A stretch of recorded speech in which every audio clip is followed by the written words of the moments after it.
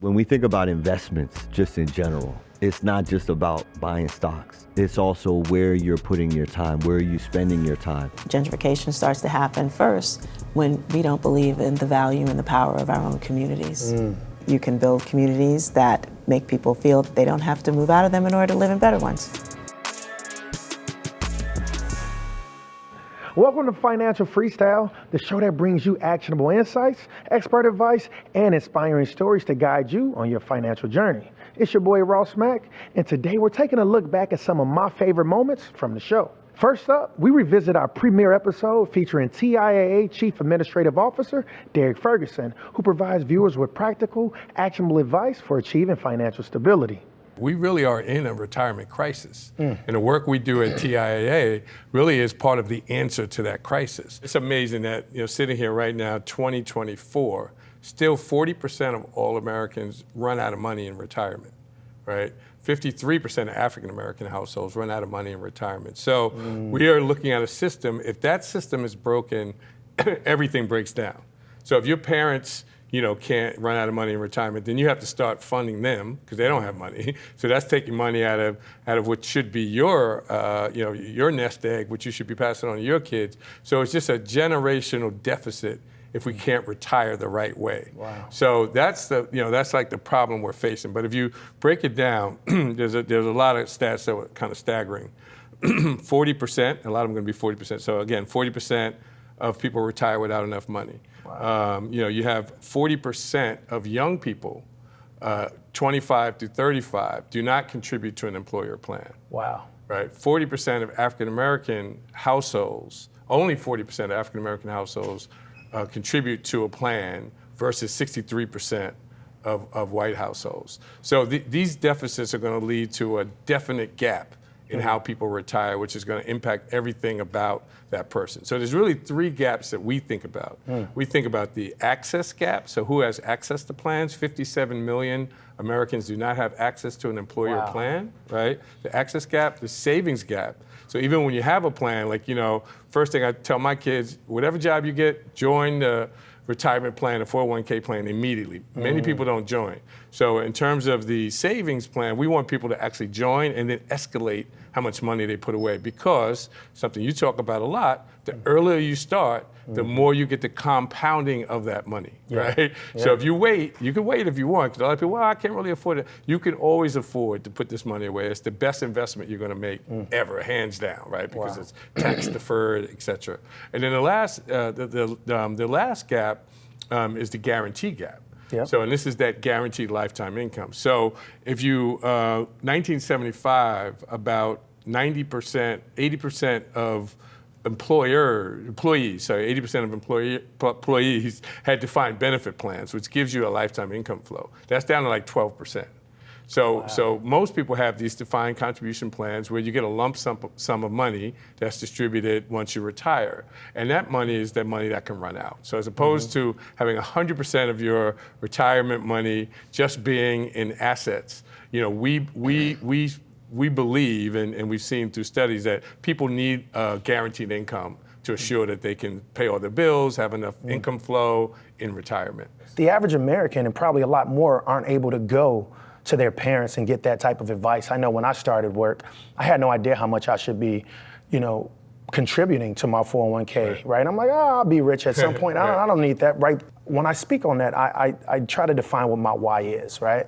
What would you say your why is? My why is just that, at my core, I believe that if you work hard and you're as good as everybody else, the results should be the same.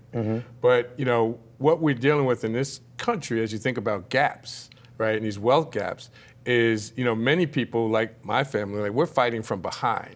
Right? And you can do everything right. If you think about it, you can do everything right. Like, you have people that wake up every morning, they do 40 hours a week of hard work. You know what I mean? And they get and they're trying to just make ends meet and they get to the end of their career like, yes, I'm retiring, this is great. And they retire and they don't have enough money. Yeah. You know what I mean? They've done everything right by the rules of the land. Like they've been great people, they worked hard, and they just do not have enough money to retire. So, those type of inequities and like what I consider just things that are not fair, those things get my, just get my energy up. Like, I just feel like I've been put in such a position and been so fortunate to be in certain rooms and be in certain discussions that these are the things that get me excited about fighting for them, because you're really just looking for equity and for people to get what they deserve. So that's what really keeps me going. Right, and obviously here on Financial Freestyle, the goal is to just help educate, right? Because so often financial literacy is taboo, right? We don't talk about it nearly enough. And one of the things that I do is I pose a question to the audience, right? It's called Dear Mac. And I'm gonna pose it to you, right? We have Snook 15. Snook 15 said, what's the first thing I should do to get it going, to be financially successful? So what advice would you have for Snook? So the first thing is, and a lot of people miss this, is live on a budget. Understand how much money you're bringing in and how you're spending it. And sometimes it's like you think you have it in your head, or maybe you even care to have it in your head. Put it down on paper, write it down, get a spreadsheet, Excel spreadsheet, break down your budget. And you have to save, right? So in your budget, like, yes, put your money in your 401k, and then you have to save something. So like a lot of people, well, I can't afford this. I got to spend this money because I need to have this. Well, do you need to have that? Yeah. Or if you sacrifice that for a short amount of time, it's going to be of great benefit to you. So first, have your budget and know what you're living on. If you're living with zero savings, just know it. Because a lot of people run around like, I don't know why I don't have any money. Well, you're spending it all. You know what I mean? Let's do the math. You just spent everything. So anyway, so do your budget and live by the budget. Then it's, again, get in your employer retirement plan. And the third thing is start understanding marketplace. Like the advent of tools like the Robinhood app and shows like all of what you share on a daily basis. I watch you with your kids every morning, you know what I mean? And a lot of other people sharing now at a clip that we've never seen. Just start dipping your toe in the water. Start simple. Start simple, with the ETFs and funds that are, that are kind of doing the work for you. And then as you learn more, learn more and grow and make sure you're balancing your risk, but you got to start. Learn it and start. And the earlier you start, the better. Thanks so much, Mr. Derek Ferguson, for joining us. When we return, we'll hear from MacArthur Fellow and Peabody Award winner, Majora Carter, who challenges conventional wisdom on community development with her innovative approach to building wealth within communities. So tell us a little bit about yourself, right? If someone has never heard of Majora Carter, which I probably would find that hard to believe, right? Because your name precedes you, but what would you say to that person? I would say that I got caught trying to show that you can build communities that make people feel that they don't have to move out of them in order to live in better ones. When you come from an urban environment, right? I'm from the south side of Chicago. Quite often people deem their pathway to success is moving away from something, right? Like your overall growth is also moving away from maybe where you came up in the event that it wasn't the most successful or safest environment. So let's talk about that, please. Yeah. So the kind of places that people usually call the poor, underprivileged, disadvantaged, we use the term low status communities to describe them because they are the communities where air quality, food options, career opportunities, just the whole kit and caboodle of being in those communities are worse than other parts of the same town. And but really, the real crux of the matter is people will tend to look at those communities as places that you want to measure success by how far you get away from them, because the word status implies inequality. And it is assumed by both the people that live in those communities and also the people on the outside looking in, even those that are claiming to help it. And so we use that word, the term low status communities, as a way to remind people that, these communities are developed in a very particular way that doesn't always work for the people that are there. And again, if we continue to lose talent, from those communities, whether they're academically or artistically or athletically inclined, what does that mean? Why are we not creating the right kind of infrastructure in those communities to make people want to stay and invest in their own communities? And I think we can do that through a kind of what we call a talent retention approach to community development. So you coined a phrase called greening the ghetto. What does that mean, and can you explain that to our listeners? Greening the ghetto, gosh, you just brought back a blast from the past. I always thought, because I started out as an environmental justice activist, and our goal, but we did projects, we total project-based. Yeah, there were people who did advocacy. We focused on actually literally changing what people saw in a community. It's because we were just told, yeah, we're the poorest congressional district in the country. It's like a lot, and it was after a while, it was kind of like, it's because I think it's like it gets hard, frankly, to just fight against stuff. You gotta like be fighting for things. And so I was like, we need to fight for what do we want in our communities. And people told us, we did surveys, et cetera, to find out what people were missing. And they were like taking their kids to parks outside of the community. Like they wanted to feel like they had nice things in their own neighborhood. And so I started one of the country's first green collar job training and placement systems to give people both a personal and a financial stake in their environment. Transform a dump into a park, and literally it's now a national award-winning park. Actually, I know you're from Chi-Town or whatnot, but the national award that we won, we beat out Millennial Park. Oh, hello, that's what I'm saying. That's I know, right? okay, It's like saying all something. Right. Hunts Point Riverside Park, we beat Millennial. I was like, oh my goodness. But anyway, but the whole point is that greening the ghetto was about, yes, the literal green. Here we were, this literally environmentally ravaged community. You know, sewage treatment facilities, sewage sludge pelletizing plants, thousands of truck trips a day. And it was just like, this is kind of crazy. So greening literally meant like adding more green to our community as a way to purify the air, you know, just deal with the issues around urban heat island effect. But also, it was also about like, how do we create new opportunities for us to make some money while we're here? And that's why developing the green collar job training and placement system, and literally not just training people, because there was like a big move for people to have like, to get green job training, but no one was thinking about getting people in real jobs or helping to develop businesses. And I was like, that's just crazy. Like, why aren't we doing both? And we were still very successful at it, which made me really proud. So yeah, it was green in both in every way, from the environment to like what you put in your pocket. And, I'm sorry, and I'm not mad at it. I am really very proud that we took that tact like all the way, because economically disadvantaged people are easy to push around. So why aren't we talking about more generational wealth in our own communities? Why are we always having to, when we think about wealth, like we go and we want to spread it in other neighborhoods. How come we're not building up our own neighborhoods in ways that benefit us? And why are we selling grandma's house so quick when some developer, not even a developer, some predatory speculator runs up on us and basically tells us that, I'll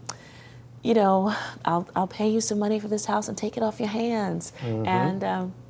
And it's just like when instead of understanding that he's willing to pay me XYZ, then it's worth XYZ plus. Plus. So why? Multiple. But I think on some level we've written off our own communities long before anybody else does. And people like to think that first signs of gentrification are things like you seeing a coffee shop or a Whole Foods. Yeah, in a neighborhood you never saw before. And but really, I think gentrification starts to happen first when we don't believe in the value and the power of our own communities. Wow, that's powerful, right? I think. To your point, right, I think the average person's like, oh, it's gentrifying, you're seeing certain people walking, walking their dogs. But the reality is, it's us that actually just kind of lost faith in the community. So let's actually segue there, right, into kind of what does the Majora Carter Group do? So we are an urban revitalization strategy firm, although we actually do work in not so urban areas as well, or less urban ones, and we do real estate development. But we have a very particular focus, which is about retaining, which is called talent retention, community development. And it's the same kind of thing that businesses do. Like when you think about, you own a company, you're going to want your people to stay because you don't want to be retraining people. You don't want to pour resources and training into somebody so your competition can hire them away. You want them to like lean into what you're doing and basically keep you in the black. And that's a good thing, right? If you're running a company. But when we think of low status communities, we don't think about retaining the talent in those neighborhoods. As a matter of fact, it's almost a talent repulsion, experience that many of us experience. I know I was a really smart kid. I was reading when I was 3, and I remember almost every single day, it's like, you're gonna grow up and get out of here. You're just gonna be somebody when you get out of here. And I wasn't alone. It was a whole bunch of us who went through that. I wasn't the only super smart. Actually, I probably wasn't the smartest one at all. But there was, and I'm not alone in that regard, where the academically or artistic or especially athletically as well, those kids are considered the ones that you need to get away. And again, and I'm not to throw shade at anybody, because I'd be throwing shades at my own parents who told me this thing, but it was to protect us. Yeah. But that idea of protecting us, personally, I think came from this white supremacist ideal that communities that included us were naturally bad. Yeah. And that the best we can do was get out of them. I mean, of course, we took everything with us. Yeah. But it was, at least you got out of them, but it was just a way to destabilize the entire culture, and it's been successful. And that whole logic and way of thinking stems from systemic racism. Yes. That stems from redlining, which prevented those areas from those homes, increasing in value. All right, guys, in our final segment, we dive into financial wisdom with Grammy-nominated artist turned tech entrepreneur and investor, Ryan Leslie. I've worn many hats over the years, started young, produced some of your favorite songs, hopefully some of your favorite songs. Absolutely. And released a couple of albums, Grammy nominated for my second album, my sophomore album. And now, have run a technology startup, which is called SuperPhone. Yeah, we're gonna get to that for sure. Also now running an investment club, which is really one of my most rewarding ventures at the moment. Talk to us about, how you actually got interested in the markets. Yeah, it really just came through a mentor. There was a shining example of success, someone who had taken a $15,000, initial starting capital and grown it to $250,000. That's not no normal starting capital. What was the 15,000 what? It was a student loan. Student loans? Yeah, a student loan. This isn't investment advice to go take out a student loan, but this is who ended up teaching him. So yes, keep exactly. going, my bad. And basically, had the ingenuity and had a mentor themselves that taught them how to navigate the markets to turn that 15 to 250, right? And so now, here it is, years later, I sat at the foot of a master to understand and learn how to do that. And when I did start making some money in music, I applied those exact same systems and strategies to make sure that the money that I earned was actually earning money for me and working hard for me. And so there are so many amazing nuances, especially now in modern technology. Back then, to see your stock quotes, you had to, look at the Wall Street Journal and see the quotes. You only saw them once a day because they were printed in the newspaper. But now you get real time. You have so much available to you in terms of the instruments that you can invest and use to trade and create income for yourself. And so it's a crazy maze to navigate. And so that's why we actually started an investing club. It's called a Wealth Plan Club, and man, it's been so rewarding over the years to work with folks the way that my mentor worked with me, to be able to help them to navigate the markets that way. How would you say, right, if you were to go back in time and talk to a younger Ryan Leslie, right, what type of advice would you give him, or better yet, just a younger person in general? I would say there's no need to have fear when it comes to being in, especially when you're young, fully invested. There's a pretty, I would say, poignant quote from Warren Buffett, and he said, "Look, if I was running $1 million or 10 million for that matter, I would be fully invested." In fact, he said that he could earn 50% in a year on $1 million, actually even on 10 million, and he said he feels like he could guarantee that. And I believe that, a portfolio size of under 10 million, which most of us are, if you're just getting started, Absolutely. Your portfolio 99% size is gonna be, of us. right, under 10 million. There's so much opportunity when you know what to look for. And so that's the reason why I think, the Wealth Plan Club is such a labor of love for me, because it gives me the opportunity to actually work with people who are starting from that level. And it doesn't matter what age. I think for me, I was, 19 going on 20 when I sat down with a mentor. And I think when you look at Warren Buffett's story, he read The Intelligent Investor, and it wasn't enough to just read the book. He sought out the author. He moved to New York. He studied with Benjamin Graham. Then he came home. Even if he didn't have the money, he put the money together with family and friends. And then he proceeded to just whoop the market for 10, 11 years straight with no losing years. And I think that's actually possible when you understand what you're doing and how to have the right temperament and psychology and mindset and mentality when it comes to money in the markets. There's a strong lack of financial literacy across the nation, right? Right. The vast majority of people aren't investing.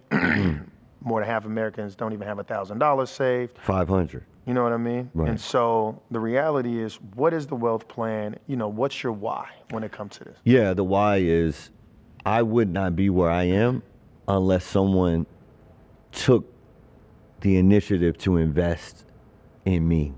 And when we think about investments, just in general, it's not just about buying stocks. It's also where you're putting your time, where are you spending your time. And there's a difference between spending time and investing time, right? We spend time scrolling. We can invest time learning. Absolutely. We can invest time in the relationships and the people that we love and care about. And when we invest that time learning, we can have almost a domino effect in terms of, it's a buzzword now, generational wealth, but we can have that real effect when we put our families on that trajectory. And I think a pretty staggering statistic is that, had everyone who started investing in the market when it first opened, there would be 140,000 some odd billionaires. Wow.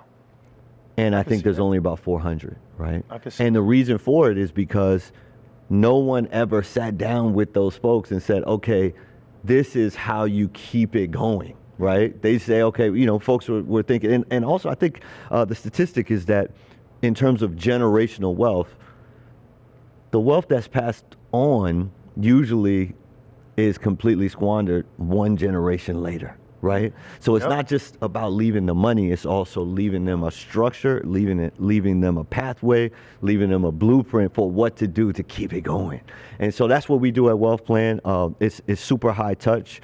I keep it very, I keep a low membership so that we can really dig in and provide the type of service that I felt like I got from my mentor. That's epic. And what I found was amazing is that you paid for that mentorship originally. Yes. Right. And I love what you say, right? We spend time scrolling, but we don't spend time, learning. Yeah. So that's pretty powerful. So Spending time and investing time, spending money and investing money. Absolutely. You want a return, you need to invest. Absolutely. You want a let's say a depreciating asset, you spend on it, right? Yeah.